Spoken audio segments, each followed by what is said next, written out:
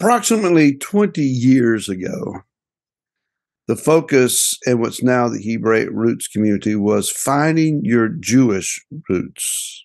Yeah. And Mike, we were trying to figure out Jewish culture and Jewish insights, but we're having some issues. And I remember a phone call this year, about 20 years ago,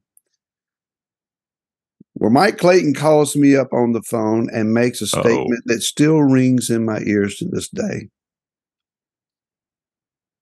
That's scary. We have got to somehow get Yeshua back in the middle of this thing. Yeah.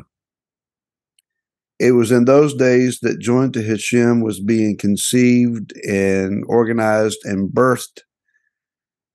And that has been a consistent effort to keep Yeshua mainstream, central, and the proper focus of all that we try to do. Somehow, Mike, we seem to see trends go like this, from one side to the other. But Yeshua has to be the main thing, or else we've lost sight of the main thing, haven't we? I believe so. Yeah, I remember those days. In fact, at Life Assembly this past Shabbat, I was actually teaching through some of the testimony of my own journey in those days. Let me quote one of the guys, in fact, Daniel, from the Life on Purpose podcast. This was from about 2 weeks ago, and we actually mentioned this again this past week, that the way that I look at Scripture, okay, is that sin made the Creator inaccessible to us. So when sin comes into the picture in the garden, fallen man is now cut off from the presence of his Creator, and the Creator is no longer accessible. Messiah, because of the work of redemption, Messiah makes Hashem, God, accessible again even to fallen mankind. Now, that's one that we can probably spend a lot of time trying to figure out. So here's my thought process, and this is my theology. This is where I come from, is that without Messiah, the Father is inaccessible to me as a fallen human being. No matter how well you follow the commands of the Torah? Yes, because, to go back to the first page that, and I've quoted this numerous times, but I think maybe it's as well worth, when I turn at the beginning of a Torah cycle or any other time that I'm reading the book of Genesis, above where it says Bereshit Genesis in my scripture, I have these words: the Torah points us to the Redeemer, while in itself offering no redemption. Now, we can take this over to the book of Matthew, and this is the Torah portion this week of the 10 words, the 10 commandments, and I relate them as I go over to Matthew chapter 5. This is 2 commercials for 2 programs in less than 5 minutes. I'm doing really good. So you go over to Matthew chapter 5, and Yeshua says, "You have heard it said, or it is written, you shall not murder. But I tell you this, that if you have looked at someone and said, I'd like to kill that person, you've already committed murder." So what is Messiah doing there? He's actually giving us the essence of what self-righteousness is.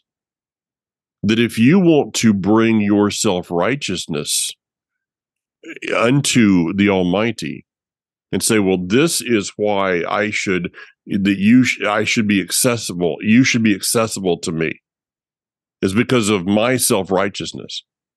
Well, here's the standard: that you've never even looked at a person and said, I would like to do them bodily harm.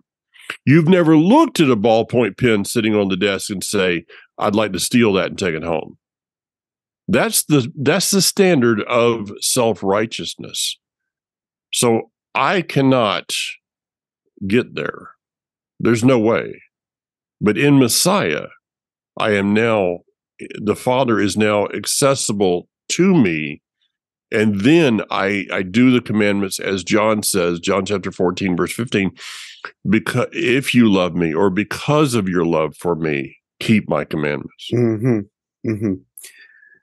Rashi wrote in Romans 10, verse 4, he said, "For Messiah is the goal of the Torah, unto righteousness to everyone who believes." Mm-hmm. The reason that we study the Torah is not because it's an effort to be more like our brother Yehuda. It is not to earn obedience points with the Creator. It is not our new religious cultural reality.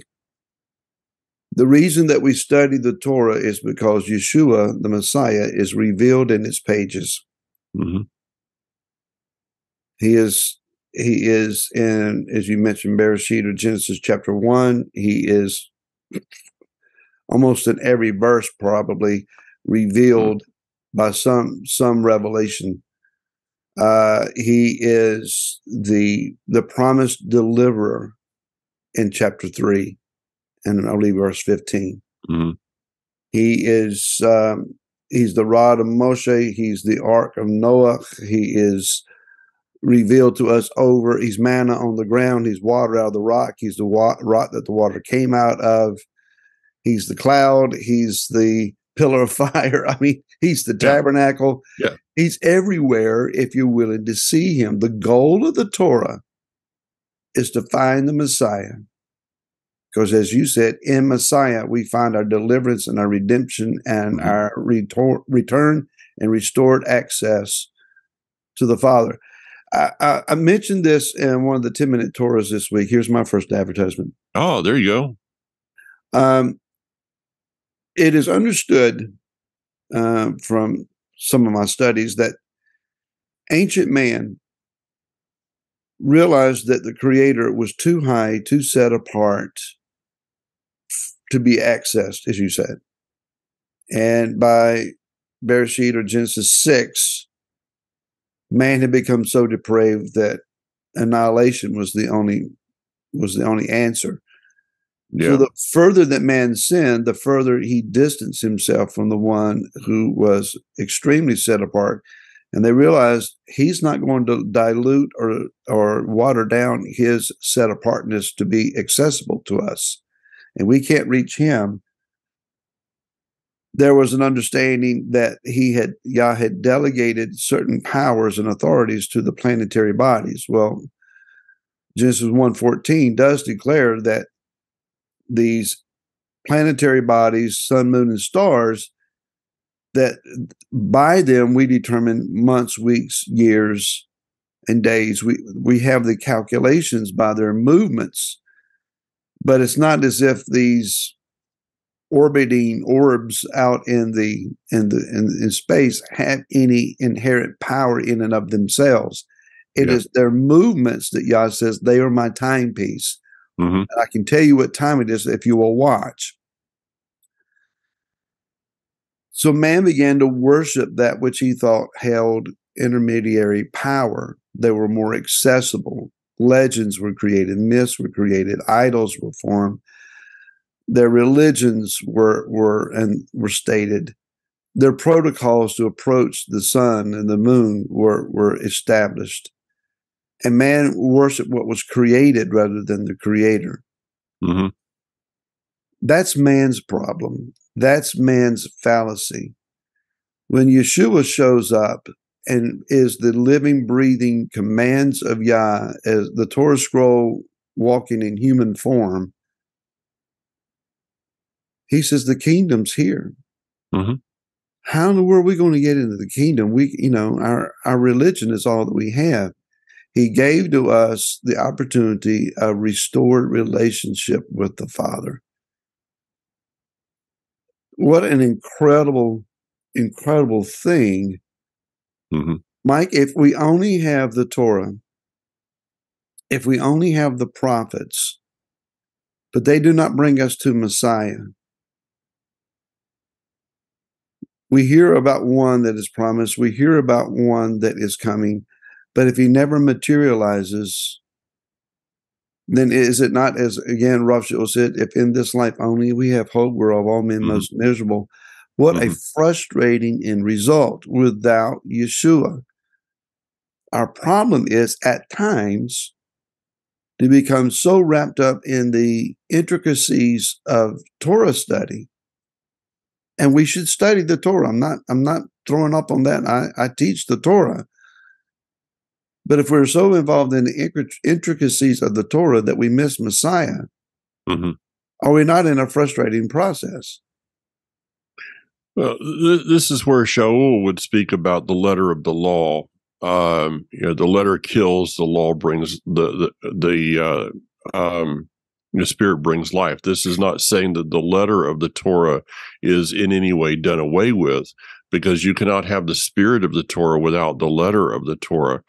Barry, let me digress just a moment because I want to clarify something. When we talk about Jewish customs, I am in no way dissing any of the Jewish customs that are out there. In fact, Didn't mean to do that. Yeah, I find many of them, and I don't know if I gave that in any way, but I want to be very, very clear here, because I find many of the Jewish customs very intriguing. And I've implemented numerous ones of them in my own life. I was at dinner last night with Hanok Young, a brand new grandfather, by the way. Mazel tov. Mazel tov. And, we were talking about this of not name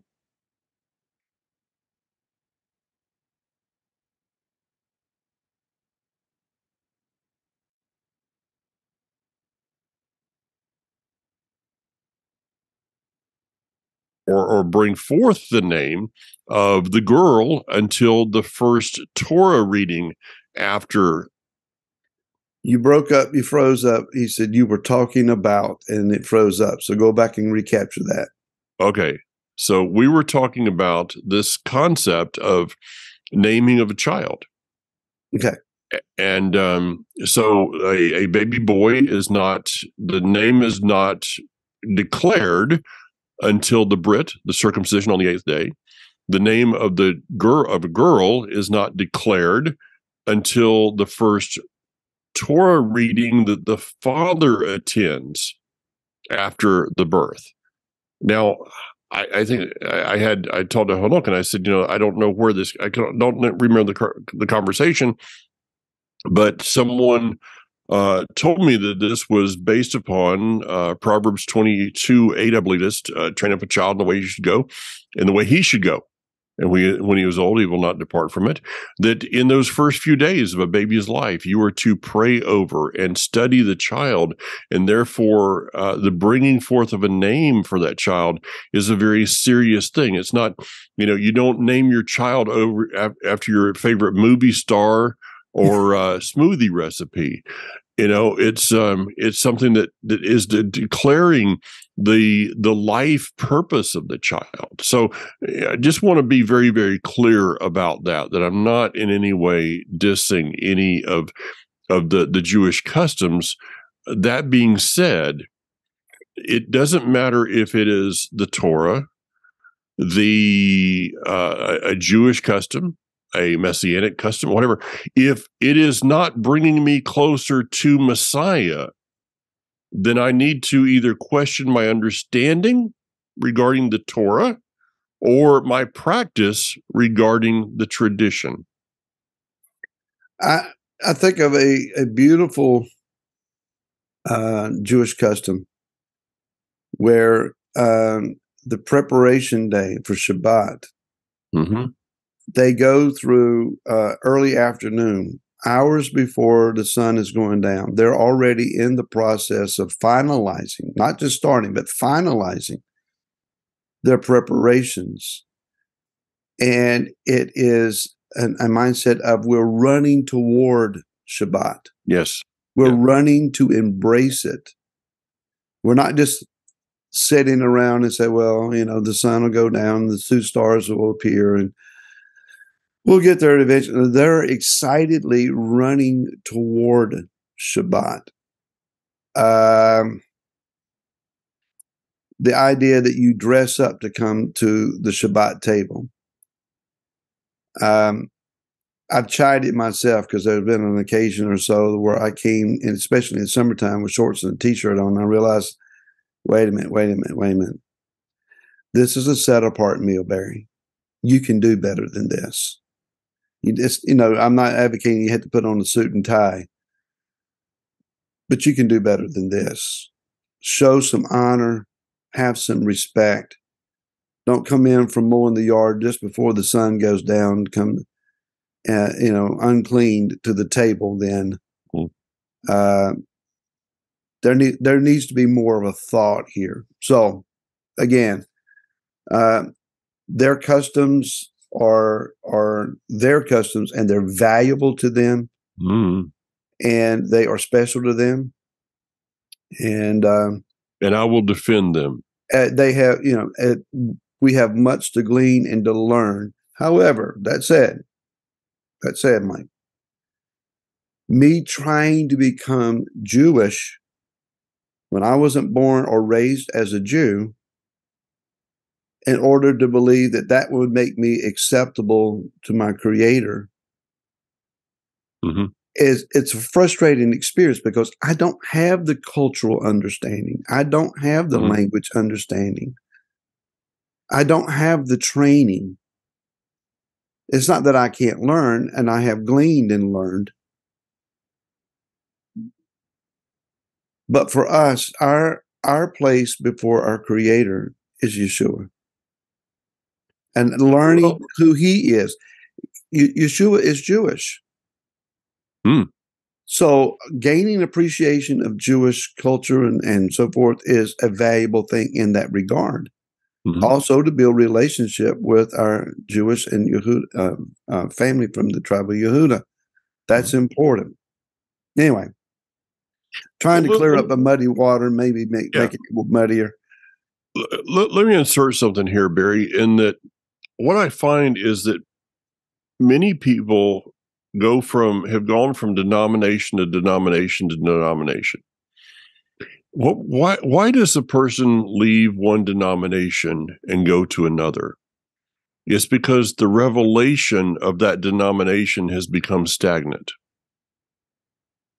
I just talked to a gentleman the other day. He said, well, I'm a Presbyterian. So, okay, well, whatever.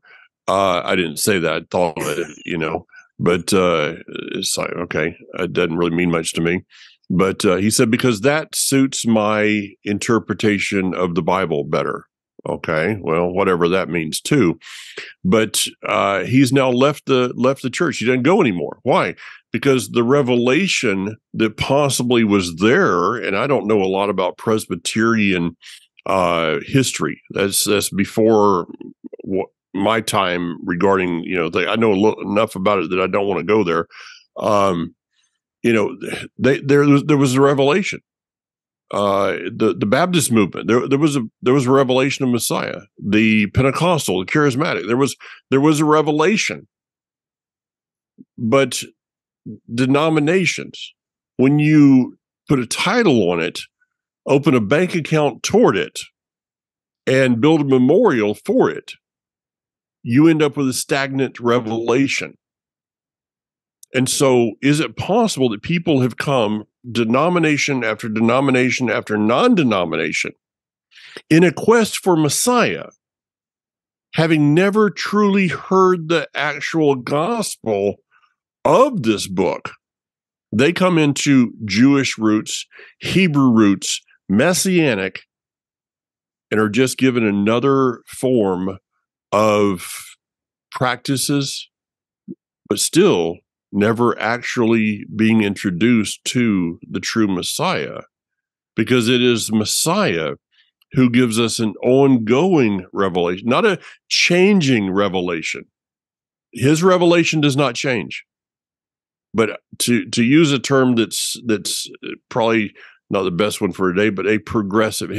We're continuing to know him better, But it all has to be around this thing of the our introduction to him personally, which is an introduction to the Father according to his words in the book of John.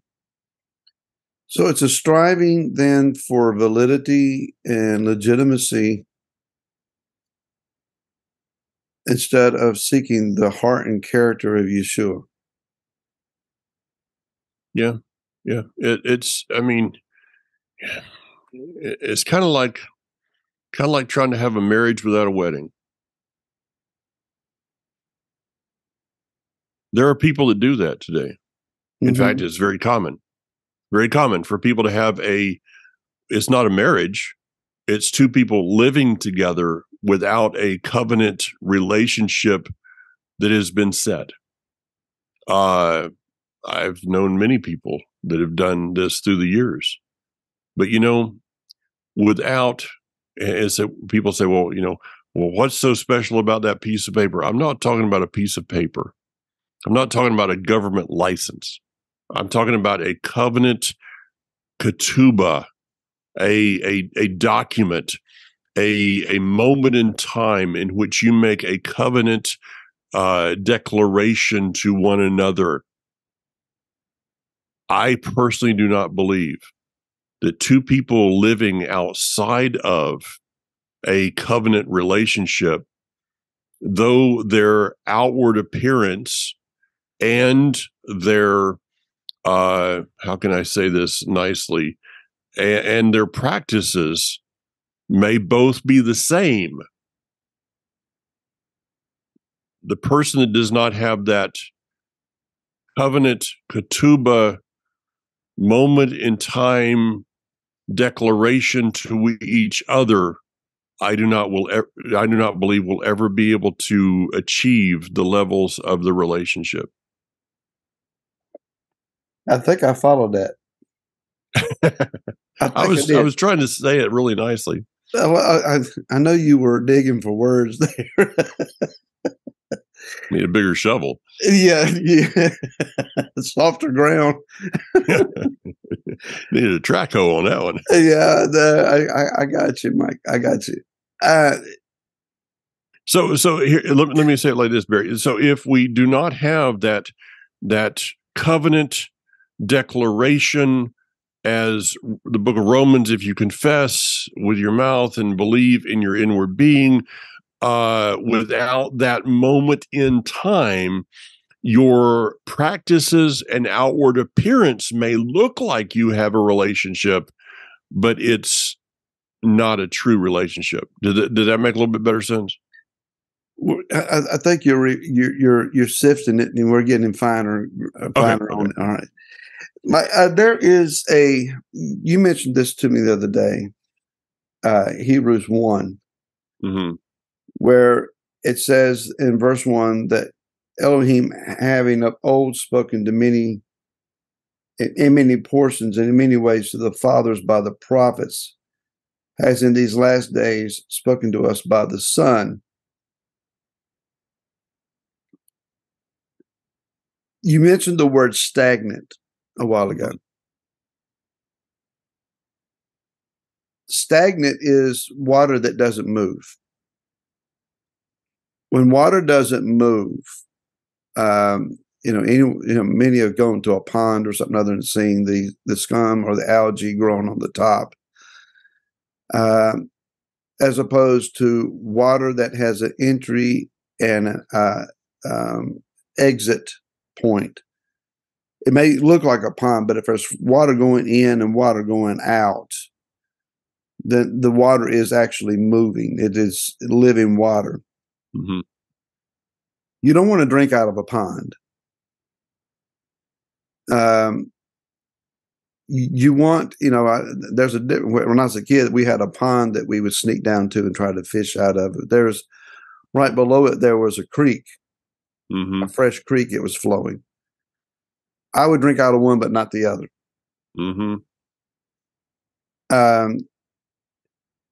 You want a fresh revelation. Yah decreed and declared by the prophets, by Moshe, When Yeshua took those words and, as you were describing earlier, refined them, elevated them, opened them up to a heart application, not just seeing it as a code. The Torah very easily can become a code of conduct. If I do this and I don't do that as it requires, then I must be righteous. The Torah, again, as you said, doesn't offer to us righteousness by adherence and obedience. What it offers to us is a declaration of the heart and the character of the one who is our deliverer. Once I found Messiah, any and everything that was religious and confining, restricting, the rules, the regulations, if you want to put it in those terms, became clear to me. I began to understand, oh, this is why we don't do, and this is why we do perform. It's because it's about Him. If Shabbat is not about Messiah, it's just a special meal one time a week and a day to take a nap. If I go to Sukkot and it's not about Messiah, I've just had a camping trip. Yeah.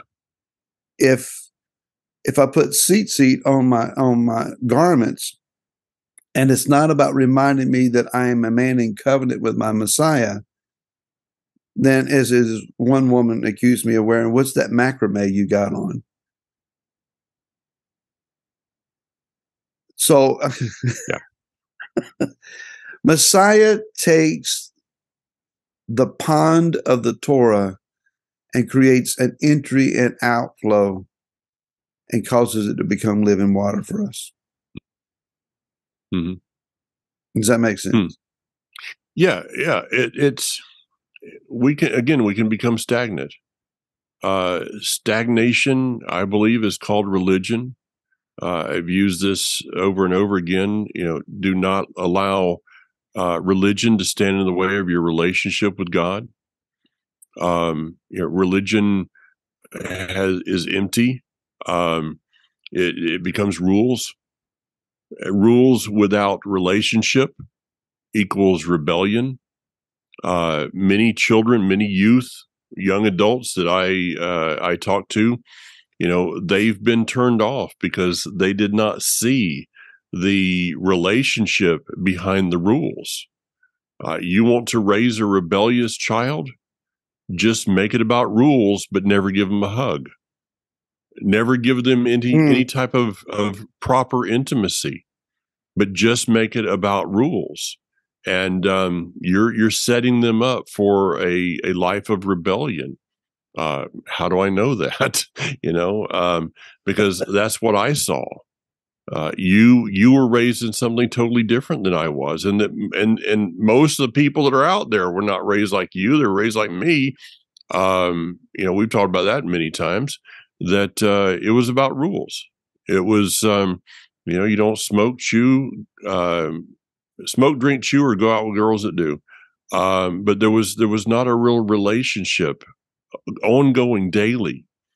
If your dinner at Shabbat is filled with strife because of the arguments and dissension in the family during the week, then maybe it'd be best to just hold off on the lighting those candles until the relationship is restored.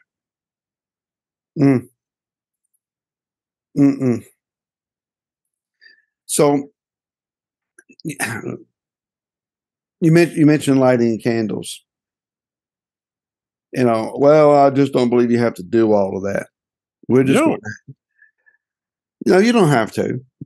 If it has meaning, and we learned this early on, if it has meaning for you,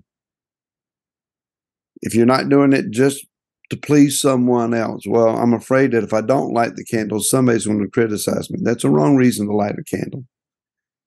If you want to be thankful for creation and its redemption through the lighting of 2 candles, light the candles.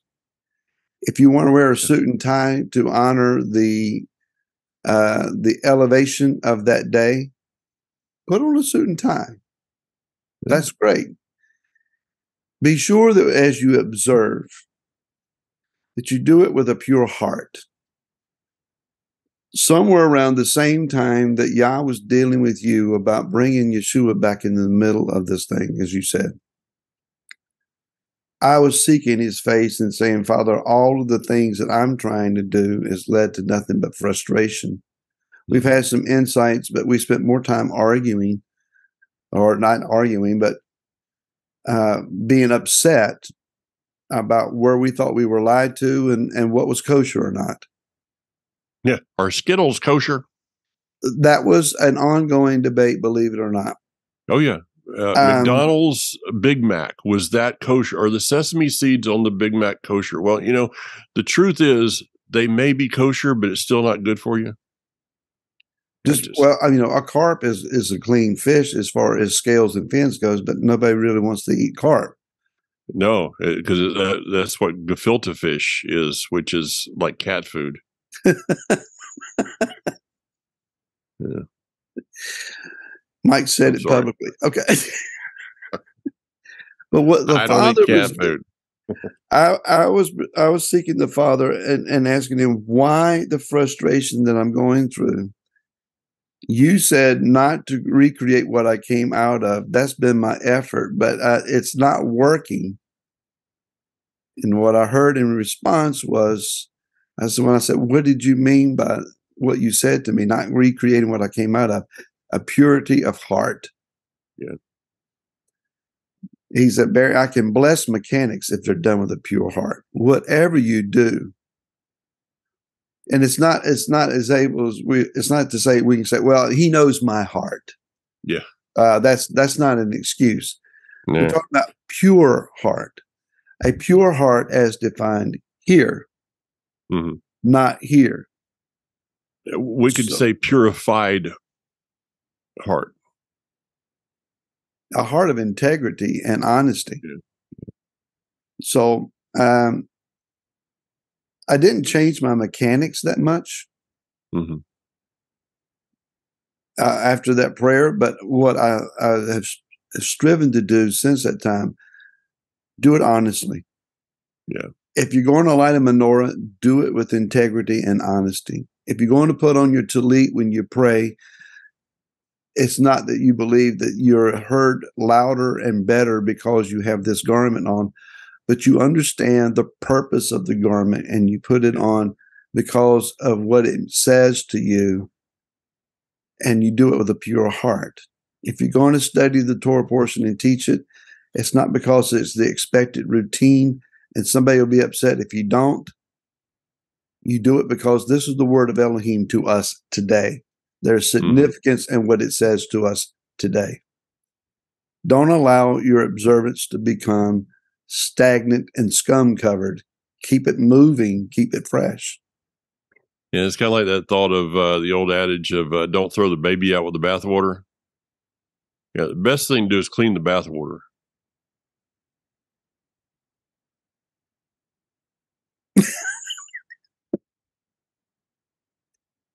After you take the baby out of it. Yeah. Keep the baby, change the water. Okay.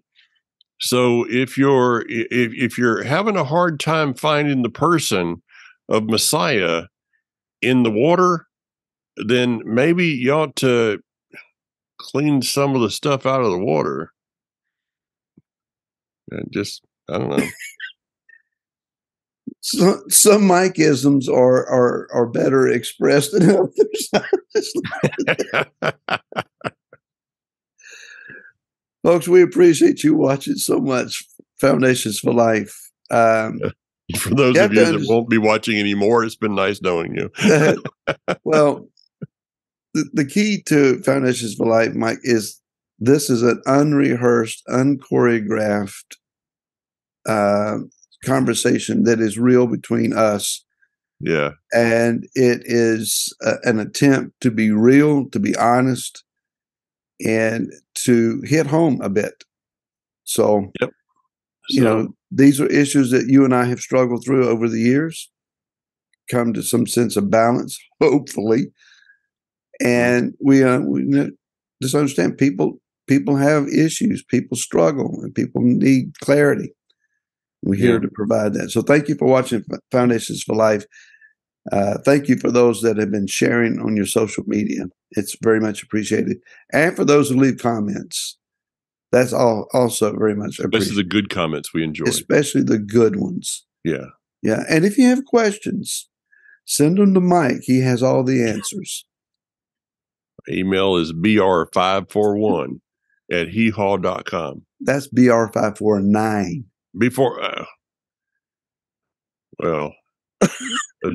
Junior Sample's child was 541.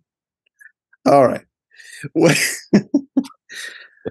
until next week, y'all pray for Mike, and we'll see you again next week. Because you need the prayer, or I need the prayer, and you need the practice.